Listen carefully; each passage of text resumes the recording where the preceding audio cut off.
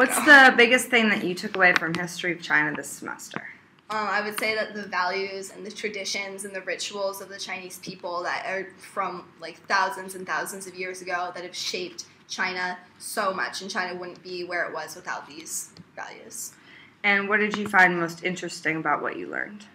Well, I would say how, most of the values and rituals and traditions that China has started way back in is the Eastern Han, and that's when Confucius was born, and when Lao Tzu was born, and when Taoism and Confucianism started.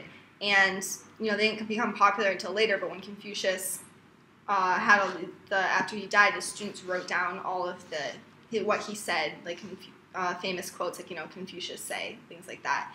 And people will, a lot of their values are still taken from these writings about filial piety and ritual, and, I have to do everything in a ritual sense, treat everything like a ritual, always be respectful, and, staying with your family, about the community instead of the individual, and Taoism, where you want to connect with nature, and, being a scholar is more important than being a merchant, all of these things.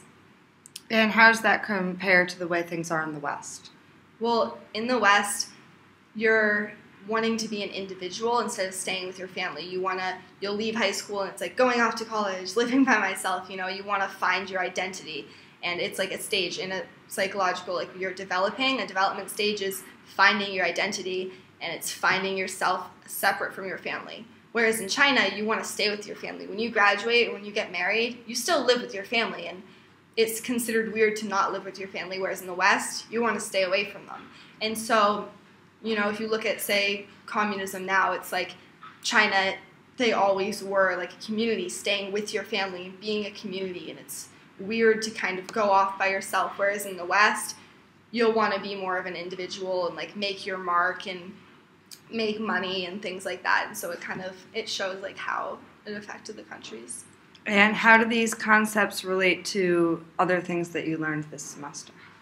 Well, if you can look at Chinese values, pretty much everything that happens in China, it all can relate to their values and their traditions. When Confucianism became the main religion, Emperor Wu Di, he made Confucius the main religion, philosophy kind of, and everyone had to study the Confucius texts. The only way to really gain status was to be a Confucian scholar.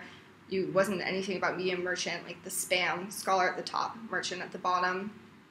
They had a lot of ideas. They didn't believe in war. They said it's better to be peaceful, and you want to try and solve a conflict before you have wars. They still had wars, but, they tried to stay away from it.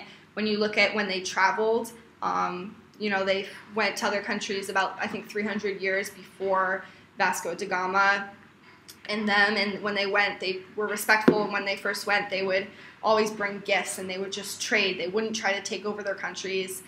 And it was, it was just a whole different idea. And then, if you're comparing it to the West again with that time, it's that they were going to spread Christianity and make their mark and make money and get everything. So it's just kind of shown how, it explains why these cultures and these civilizations are so different.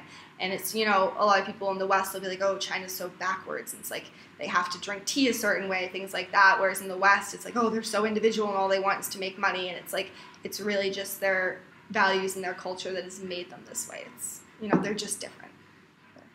That sounds really interesting. How do I sign up? Another thing is we were looking at Mao, and when he was trying to make a new China, and he was like, let's destroy Confucianism, we destroy all of that, we're going to make a new China, and we're going to push the past back.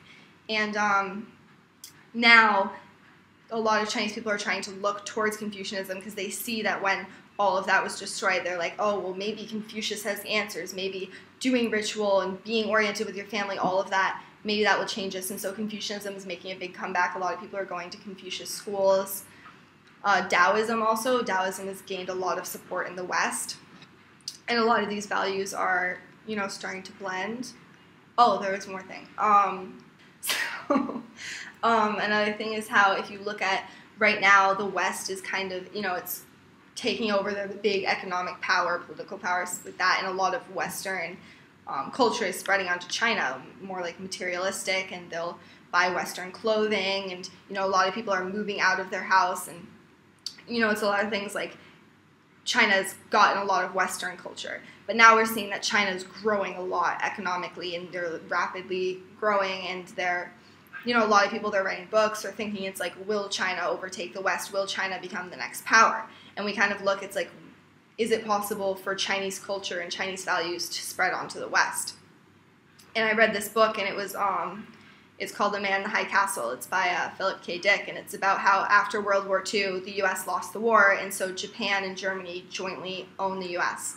Japan owns the western half of the U.S., and Japan got a lot of culture from China. And one of the books, the I Ching, which is one of the 5 Confucius classics, and it's like the book of chants, and you'll read it, and it can give you ideas about, it's kind of like prophecy almost. It won't tell you what's going to happen, like a magic 8-ball, but instead of being yes or no, it's more vague. And when they took over, everyone, all the Westerners, would read the I Ching. They would bow when they entered a store. They did all of these rituals that were, they're Japanese, but they're also originating from China. And so think like, is it possible if China overcame for China to spread its culture to the West, and West to spread, and like the culture is kind of mixing, and it's just kind of weird to think about because the values are so different, but it's possible for people to get different values in the future, and the future might be completely different because, in the past, China only had Confucianism, and they didn't have contact with other countries, and so it spread, those values spread for so long, but now it's like they're starting to change, and you think maybe Western values will change too. It's interesting. So yeah, that was my biggest takeaway from the semester.